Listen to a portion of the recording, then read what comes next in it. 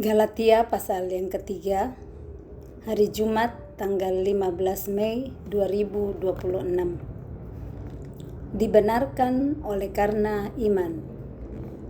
Hai orang-orang Galatia yang bodoh, siapakah yang telah mempesona kamu?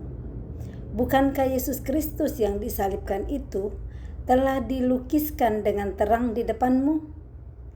Hanya ini yang hendak ku ketahui daripada kamu. Adakah kamu telah menerima Roh karena melakukan hukum Taurat atau karena percaya kepada pemberitaan Injil? Adakah kamu sebodoh itu? Kamu telah mulai dengan Roh, maukah kamu sekarang mengakhirinya di dalam daging? Sia-sialah semua orang yang telah kamu alami. Sia-sialah semua yang telah kamu alami sebanyak itu. Sia-siakah semua yang telah kamu alami sebanyak itu? Masakan sia-sia. Jadi bagaimana sekarang?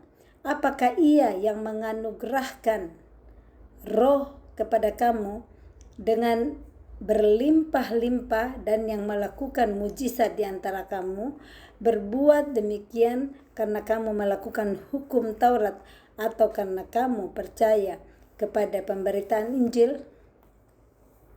Nah, kita lihat kembali keberanian Paulus. Gak tanggung-tanggung dibilangin nih orang Galatia. Hai orang-orang Galatia yang bodoh. Kalau kita bisa tekankan seperti itu ya. Dia gak cuma bilang hai orang-orang Galatia yang bodoh. Saya bayangkan Paulus kalau bicara itu, hai orang-orang Galatia yang bodoh, yang seperti itu ya, dia gak takut, gak sungkan-sungkan bilangin orang Galatia bodoh. Dia bilang, siapakah yang telah mempesona kamu? Bukankah Yesus Kristus yang disalibkan itu telah dilukiskan dengan terang di depanmu? Jadi dia katakan bodoh karena Yesus itu sudah terang-terangan disalibkan, dilukiskan dengan terang di depan mata mereka, tapi kenapa mereka belum percaya? Nah, dia katakan di sini, hanya ini yang hendak ku ketahui daripada kamu. Adakah kamu telah menerima Roh karena melakukan hukum Taurat atau karena percaya kepada pemberitaan Injil? Nah, di sini ayat yang ketiga, adakah kamu sebodoh itu? Diulang lagi bodoh. Sudah pertama tadi bodoh, masih bodoh lagi. Ini lebih menurunkan level kalau saya lihat ini. Ya kan tadi hai orang-orang Galatia yang bodoh di ayat 1. Ayat 3 dia bilang, adakah kamu sebodoh ini? Jadi ini tambah di bawah bodohnya gitu. Tambah level tinggi kebodohannya yang Paulus mau sebut di situ. Nah, bagaimana beraninya Paulus bilang seperti itu kepada orang-orang di Galatia ya? Dia berani bilang, adakah kamu sebodoh itu? Kamu telah mulai dengan Roh, maukah kamu sekarang mengakhirinya di dalam daging? Sia-siakah semua yang telah kamu alami sebanyak itu? Masakan sia-sia. Jadi bagaimana sekarang? Apakah Ia yang menganugerahkan Roh kepada kamu dengan berlimpah-limpah dan yang melakukan mujizat di antara kamu berbuat demikian karena kamu melakukan hukum Taurat atau karena kamu percaya kepada pemberitaan Injil? Jadi yang mau dikatakan di sini bahwa dia bilang kamu sebodoh ini karena apa? Mereka memulai dengan Roh. Nah, maunya itu mulai dengan Roh, berakhir dengan Roh. Tapi ada yang berapi-api di awal memulai dengan Roh, tapi di tengah-tengah perjalanan berikut akibat dari ujian-ujian imannya yang ada, dia menjadi menyerah. Nah, untuk di sini katakan adakah kamu telah menerima Roh karena melakukan hukum Taurat atau karena percaya kepada pemberitaan Injil itu? Saat kita terima Yesus dan kita mengaku Dia sebagai juru selamat kita kembali, Roh Kudus sudah otomatis tinggal di dalam kita. Nah, nantinya Roh Kudus itu kalau kita mau ajak aktif komunikasi, Dia akan kasih tahu kunci-kunci rahasia-rahasianya. Tetapi kalau kita diamkan saja Roh Kudus, kita sibuk dengan TikTok kita sibuk scroll dari atas, dari ini lagi, terus selesai satu datang lagi, nggak selesai. Nah, yang Paulus rindukan di sini adalah orang-orang yang mempercayai Tuhan Yesus karena mereka menerima roh Tuhan di situ dan mereka melakukan firman-firman yang diajarkan oleh Paulus. Yang berikut ayat yang keempat, tapi sebelumnya baik kita memperhatikan bahwa kita perlu di sini untuk Roh Kudus terus bekerja di dalam diri kita. Kalau kita memulai dengan roh, jangan kita mengakhiri dengan daging. So jadi yang dalam perjuangan iman sudah bertahun-tahun dan belum digenapi, jangan sampai nyerah. Ya, udah bertahun-tahun aku nggak sanggup lagi. Ternyata besok sebenarnya udah keputusan di situ. Tetapi saking nggak tahannya menyerah, ya rugilah siapa yang menikmati nantinya kalau menyerah di tengah jalan. Ayat berikutnya, ayatnya yang ke-5. Sia-siakah semua yang telah kamu alami sebanyak itu? Misalkan sia-sia. Jadi bagaimana sekarang? Apakah Ia yang menganugerahkan roh kepada kamu dengan berlimpah-limpah dan yang melakukan mujizat di antara kamu terhadap sedemikian karena kamu melakukan hukum Taurat dan apapun yang percaya kepada pemberitaan Injil. Ayat ke-8, secara itu jugalah Abraham percaya kepada Allah, maka Allah memperhitungkan hal itu dan mempertahankan kepadanya sebagai kebenaran. Jadi kamu lihat bahwa mereka yang hidup dari mana mereka itulah anak-anak Abraham. Dan kitab suci yang sebelumnya mengetahui bahwa Allah membenarkan orang-orang bukan Yahudi bahwa Allah membenarkan orang-orang bukan Yahudi oleh karena iman, tetapi terlebih dahulu memberitakan Injil kepada Abraham, olehmu segala bangsa akan diberkati. Nah, mari kita terus memberkati anak-anak kita yang sudah punya cucu, anak cucu kita doakan supaya Tuhan terus berkenan kepada kehidupan mereka dan menjadi orang-orang yang tidak terkutuk tetapi terberkati. Mari kita lanjut ke poin yang berikutnya. Hukum Taurat atau janji. Jadi ini tentang hukum Taurat atau janji. Ayat 3.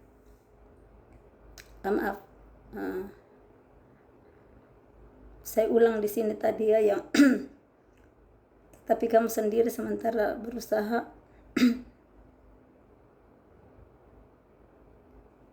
maaf sebentar, saya kebalik ke belakang dulu tadi. Ya saya ulang di sini masuk di ayatnya ayat yang ke-5.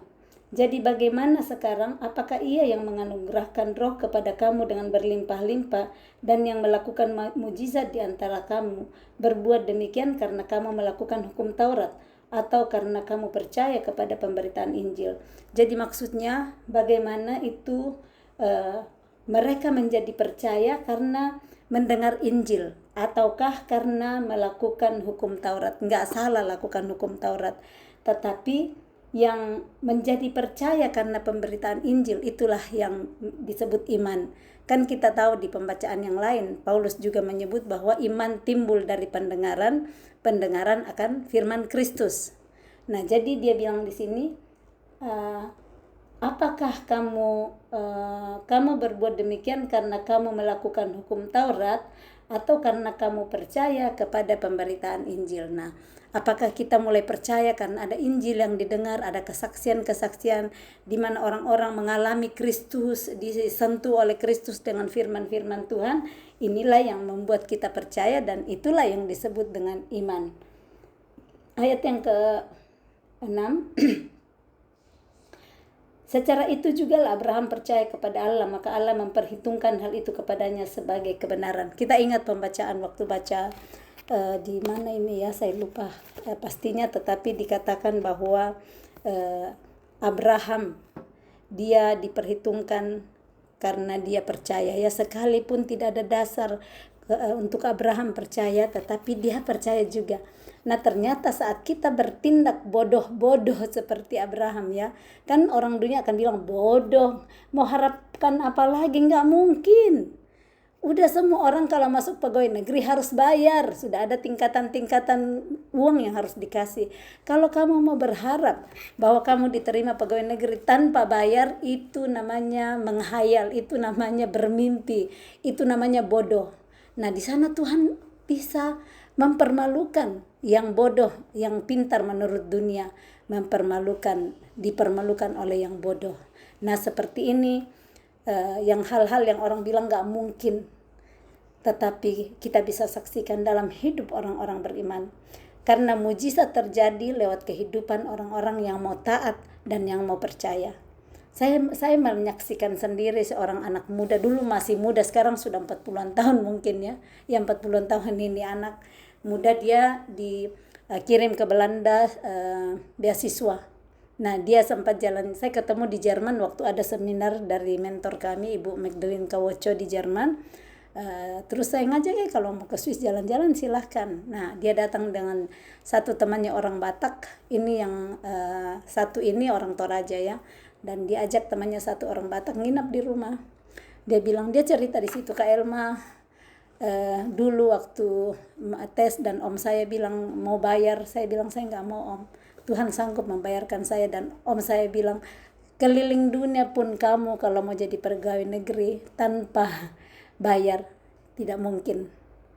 Dan dia bilang, setiap kali Kak saya injak negara baru saya nangis, karena saya ingat seperti itu om saya dulu bilang, gak mungkin lah kalau kamu gak bayar, karena sudah sedemikianlah sistem yang ada.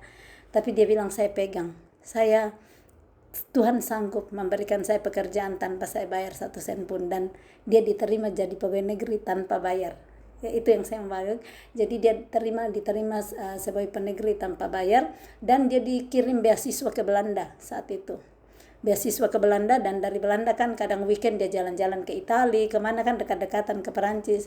Di sana dia bilang, tiap kali saya masuk di negara baru saya nangis, karena saya lihat betul-betul Allahku Allah yang luar biasa, yang sanggup menjadikan yang tidak mungkin menjadi mungkin. Jadi di sanalah kembali kita sudah dengar di Galatia 1 ayat 24 bahwa dan mereka memuliakan Allah karena aku.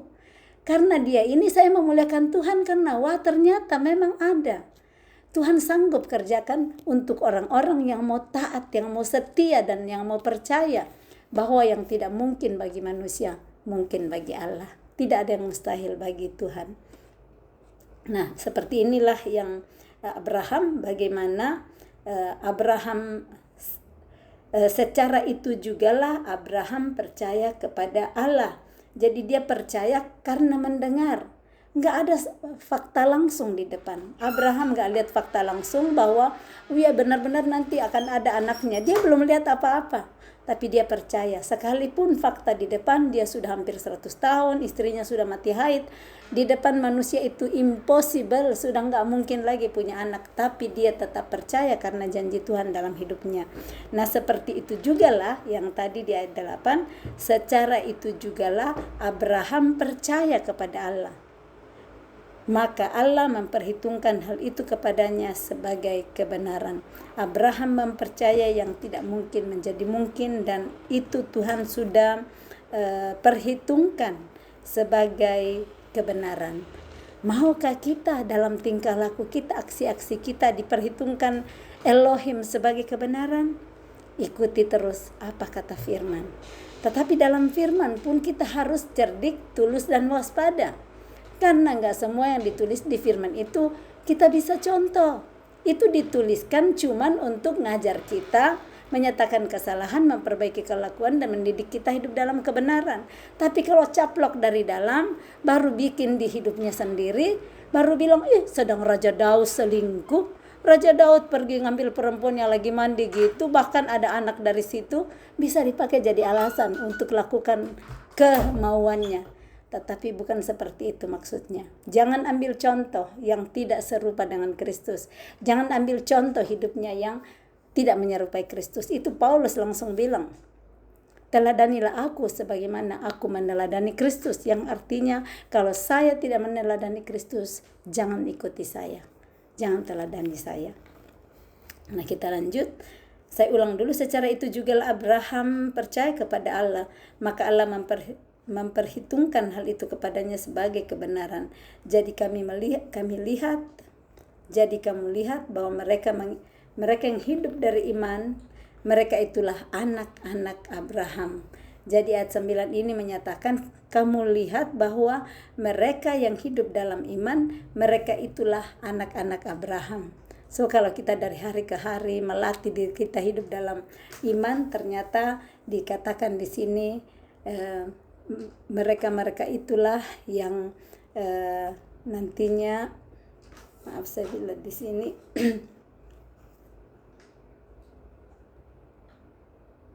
kok saya pindah ke sana ya. Ya, yang dikatakan bahwa secara itu jugalah Abraham percaya kepada Allah, maka Allah memperhitungkan hal itu kepadanya sebagai kebenaran.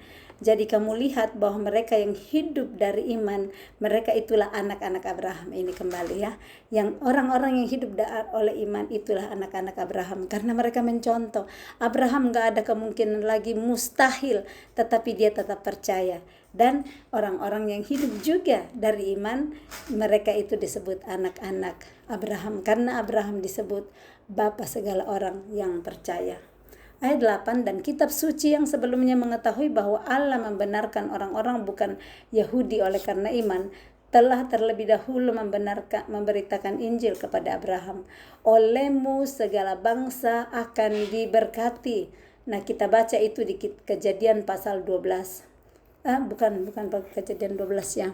Saya mixed. Kejadian 12 itu waktu dia disuruh keluar dari tanah Haran, tapi ini saya nggak ingat lagi di mana tentang olehmu segala bangsa akan diberkati. Jadi mereka yang hidup dari iman, mereka lah yang diberkati bersama-sama dengan Abraham yang beriman itu. Jadi orang-orang yang beriman akan satu komunitas dengan Abraham, karena Abraham adalah orang beriman, dan orang-orang yang hidup dari iman, mereka itulah nantinya akan bersama-sama dengan Abraham, di mana ditekankan detail di sini, Abraham adalah seorang yang takut akan Tuhan. Di sini Abraham yang beriman itu. Maukah kita juga mendapat tambahan label yang beriman itu? Abraham dapatkan itu di ayat 9b, bahwa mereka yang diberkati bersama-sama dengan Abraham. Siapakah Abraham? Dijelaskan dari sini, yang beriman itu. Karena semua orang yang hidup dari pekerjaan hukum Taurat berada di bawah kutuk, sebab ada tertulis, terkutuklah orang yang tidak setia, yang melakukan segala sesuatu yang tertulis dalam kitab hukum Taurat, dan bahwa tidak ada orang yang dibenarkan di hadapan Allah karena melakukan hukum Taurat. Adalah jelas, karena orang yang benar akan hidup oleh iman. Orang yang benar akan hidup oleh iman, tetapi dasar hukum Taurat bukanlah iman, melainkan siapa yang melakukannya akan hidup karenanya. Kristus telah menebus kita dari kutuk hukum Taurat dengan jalan menjadi kutuk karena Dia. Sebab ada tertulis, terkutuklah orang yang digantung pada kayu salib. Yesus Kristus telah membuat itu supaya di dalam Dia berkat Abraham sebagai kepala. Yesus Kristus telah membuat hal itu supaya di dalam Dia berkat Abraham sampai kepada bangsa-bangsa lain, sehingga oleh iman kita menerima roh yang telah dijanjikan itu. Kalau masih menunggu belum ada Roh Kudus yang tinggal bersama-sama, mari kalau sudah dewasa kita mengakui, mengundang Yesus dalam hidup kita, karena paket komplit Roh Kudus dengan Yesus. Saat kita ngundang Roh Kudus, Yesus masuk dalam hidup kita, otomatis Roh Kudus ngikutin. Nah, tinggal nanti dicuekan enggak, atau kita juga sering ngajak bicara di sana Roh Kudus yang ada di dalam kita. Ayat yang berikut,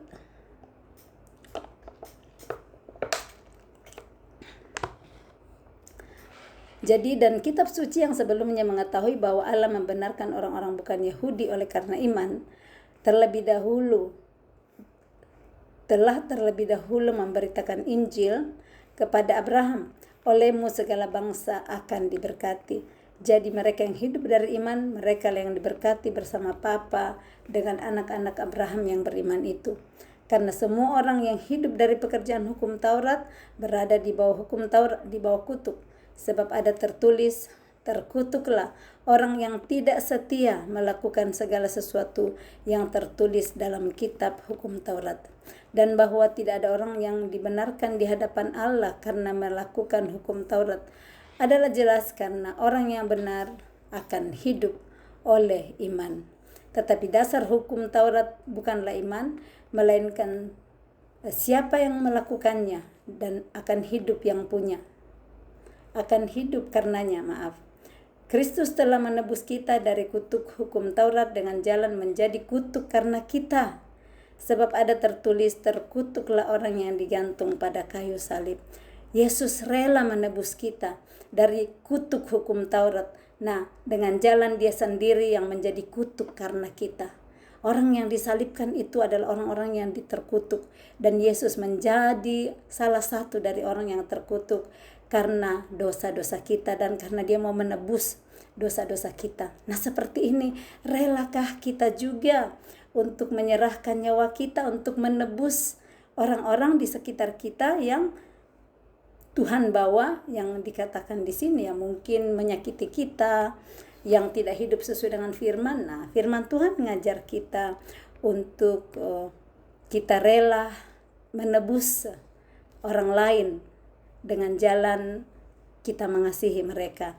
Yesus menjalani kutuk karena kita, karena dia mengasihi kita. Nah, kalau kita mau menebus hidup orang-orang di sekitar kita yang Tuhan bawa, kita nggak seperti Yesus lagi disalibkan, ya nggak seperti itu lagi. Tetapi kita disalibkan dagingnya, disalibkan harga dirinya, disalibkan kemauannya, disalibkan banyak hal. Itu kita nggak tergantung lagi di kayu salib, nggak digantung lagi di kayu salib. Tetapi daging kita yang habis terbakar, dibakar-bakar ini daging kesombongan, dibakar daging pride-nya, dibakar daging egonya, semua itu bagian untuk kita bisa menyelamatkan, mungkin membawa kembali keluarga kita kepada jalan yang benar saat kita rela untuk sangkal diri tiap hari, sangkal diri dan pikul salib untuk keselamatan mereka. Kalau nantinya mereka akan memuliakan Tuhan lewat kita karena mereka melihat terang Kristus bersinar lewat hidup kita. Kalau dianiaya, dimarah-marahin terus tapi tetap mengasihi, orang lain bilang bodoh. Tetapi kita tahu bodoh mana yang saya mau ikuti, bodoh menurut surga atau bodoh menurut dunia. Lebih bagus saya dibilangin bodoh menurut dunia daripada surga melihat saya bodoh. Nah, kita pintar menurut surga, bodoh menurut dunia. Nah, kasihi sesama dengan cara seperti Yesus. Yesus telah digantung pada kayu salib. Nah, apa yang kita perlu gantungkan apa-apa yang selama ini menghalangi kita bisa total memberikan kasih Tuhan kepada sesama kita. Ayat yang ke-14, Yesus Kristus telah membuat ini supaya di dalam Dia berkat Abraham sampai kepada bangsa-bangsa lain, sehingga oleh iman kita menerima roh yang telah dijanjikan itu. Kita pindah kepada hukum Taurat atau janji. Ayat yang ke-15.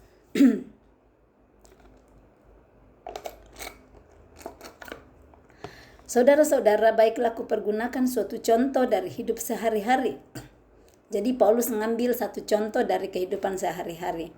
Suatu wasiat yang telah disahkan, sekalipun ia dari manusia, tidak dapat dibatalkan atau ditambahi oleh seorang pun. Adapun kepada Abraham diucapkan segala janji itu dan kepada keturunannya. Jadi maksudnya di sini surat wasiat kalau sudah disahkan, sekalipun ia dari manusia tidak dapat dibatalkan atau ditambahi lagi oleh seorang pun. Saya belum pernah lihat ada terima wasiat atau bikin wasiat, tapi ternyata seperti ini ya, suatu wasiat yang telah disahkan sekalipun ia dari manusia tidak dapat dibatalkan atau ditambahi lagi oleh seorang pun. Jadi wasiat itu sudah ditulis, ditandatanganin.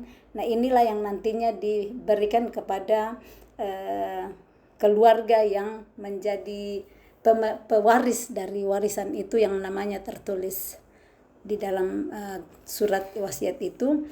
Tetapi Paulus mengatakan di sini, ini contoh yang dia mau bagi ya. Adapun kepada Abraham diucapkan segala janji itu dan kepada keturunannya. Tidak dikatakan kepada keturunan-keturunannya seolah-olah dimaksud banyak orang, tetapi hanya satu orang, dan kepada keturunanmu yaitu Kristus. Maksudku ialah janji yang sebelumnya telah disahkan Allah tidak dapat dibatalkan oleh hukum Taurat yang baru terbit 430 tahun kemudian, sehingga janji itu hilang kekuatannya. Sebab jikalau apa yang ditentukan Allah berasal dari hukum Taurat, ia tidak berasal dari janji, tetapi justru oleh janjilah Allah telah menganugerahkan kasih karunia-Nya kepada Abraham. Kalau demikian, apakah maksudnya hukum Taurat? Ia ditambahkan oleh karena pelanggaran-pelanggaran sampai datang keturunan yang dimaksud oleh janji itu, dan ia disampaikan dengan perantaraan malaikat-malaikat ke dalam tangan seorang pengantara. Saya ulang tadi, saya salah baca. Dan ia disampaikan dengan perantaraan malaikat-malaikat ke dalam tangan seorang pengantara, bukan pengacara, maafkan saya. Seorang pengantara hukum bukan hanya mewakili satu orang saja, sedangkan Allah adalah satu. Kalau demikian, bertentanganlah hukum Taurat dengan janji-janji Allah. Sekali-kali tidak. Sebab andai kata hukum Taurat diberikan sebagai sesuatu yang dapat menghidupkan, maka memang kebenaran berasal dari hukum Taurat. Tetapi kitab suci telah mengurung segala sesuatu di bawah kekuasaan dosa, supaya oleh karena iman dalam Yesus Kristus, janji itu diberikan kepada mereka yang percaya. Sebelum iman itu datang, kita berada di bawah pengawalan hukum Taurat dan dikurung sampai iman itu telah dinyatakan. Jadi hukum Taurat adalah penuntun bagi kita dengan Kristus datang supaya kita dibenarkan karena iman. Sekarang iman itu telah datang, karena itu kita tidak berada lagi di bawah pengawasan penuntun. Sebab kamu semua adalah anak-anak Allah karena iman di dalam Yesus Kristus. Karena kamu semua yang dibaptis dalam Kristus telah mengenakan Kristus. Dalam hal ini tidak ada yang mustahil, tidak ada orang Yunani atau tidak ada orang Yahudi atau orang Yunani, atau tidak ada hamba atau orang merdeka, tidak ada laki-laki atau perempuan, karena kamu semua adalah satu di dalam Kristus Yesus.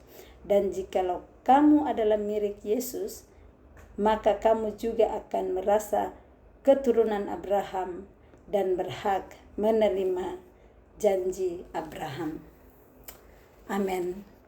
Salam kasih, Tuhan Yesus memberkati. Roh Kudus kiranya yang menuntun kita untuk memberikan pengertian yang mudah kita mengerti di posisi kita, di level kita hari ini, supaya nantinya dari hari ke hari kita bisa hidup dan dibenarkan oleh karena iman. Salam kasih, Tuhan Yesus memberkati. Shalom.